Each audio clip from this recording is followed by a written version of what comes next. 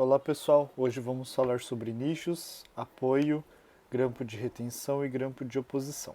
Vamos lá. Os nichos são cavidades preparadas nas superfícies funcionais dos dentes pilares para acomodar os apoios oclusais, que serão depois planejados. Como deve ser a forma desse nicho? O nicho na face oclusal ele deve ter forma triangular, com o vértice voltado para o centro da face oclusal, arredondado. Ele deve compreender na metade da distância entre as cúspides vestibular e lingual e 1,5 mm aproximadamente de profundidade.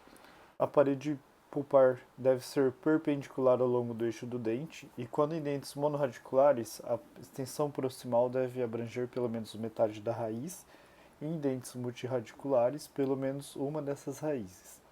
O ângulo entre a parede pulpar e a superfície proximal deve ser arredondado, assim como os ângulos internos.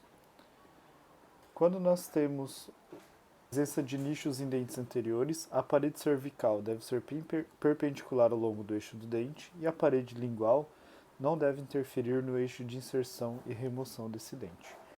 O preparo por desgaste pretende romper as vertentes proximais das cúspides próximas aos nichos onde serão preparados e possibilita a união dos braços dos grampos dos circunferenciais aos apoios sem que ocorram interferências oclusais.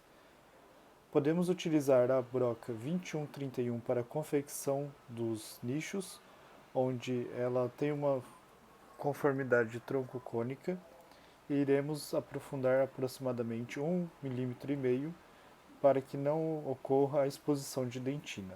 Esse preparo deve ficar todo em esmalte. Os apoios oclusais são elementos da PPR e que se localizam nas superfícies funcionais dos dentes naturais remanescentes. É um suporte vertical e que tem como a importância a prevenção da impacção alimentar. Ele tem como função também transmitir as forças no sentido do longo do eixo do dente, manter a posição dos grampos, ele atua como retentor indireto e ele impede a extrusão dos dentes. Outro componente da prótese parcial removível são os grampos de retenção. Os grampos de retenção são elementos planejados para conferir uma retenção mecânica e evitam o seu deslocamento a partir da sua posição de assentamento final. São componentes que, ao se relacionarem com as coroas dos dentes suportes, têm como função resistir à sua força de deslocamento que são a elas aplicadas. A quantidade de retenção mecânica de uma PPR é dada pela somatória de retenção obtida de todos os grampos de retenção planejados.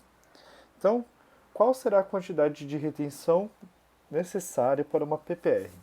O que se pretende é uma retenção suficiente e nunca uma retenção máxima.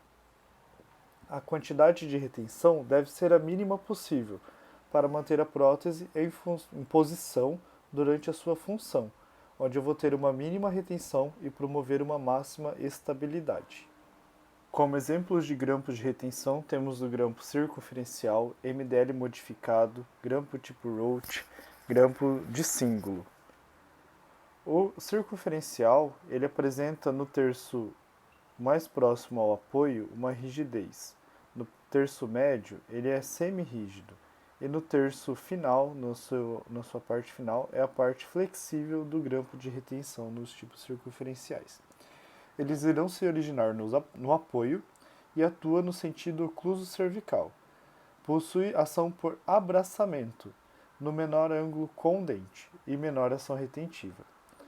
Ele é preferencialmente usado em dentes posteriores devido à sua estética não ser favorável.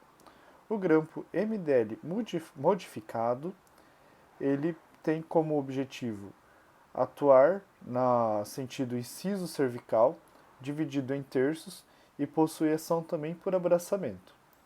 Ele tem uma melhor estética comparado ao tipo circunferencial. Para promover uma estabilidade no dente pilar, deve-se utilizar também um grampo de oposição, o qual vai formar a reciprocidade, ou seja, são forças iguais atuando no dente em sentidos contrários.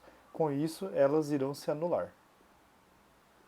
Então, se pensarmos que somente colocar um grampo de oposição já vai promover a reciprocidade, devemos mudar esse pensamento. Eles devem estar presentes e devem atuar o mais próximo possível, de preferência no mesmo nível. Onde está o grampo de retenção na vestibular, no mesmo nível deve estar o grampo de oposição pela palatina ou lingual. Os grampos de retenção, o grampo de oposição pode se apresentar circunferencial e o MDL ou MDL modificado. No planejamento acima, vemos a utilização de grampos circunferenciais, tanto de retenção quanto oposição, nos molares e no pré-molar. E no canino é utilizado um grampo MDL modificado, para favorecer a estética desse planejamento.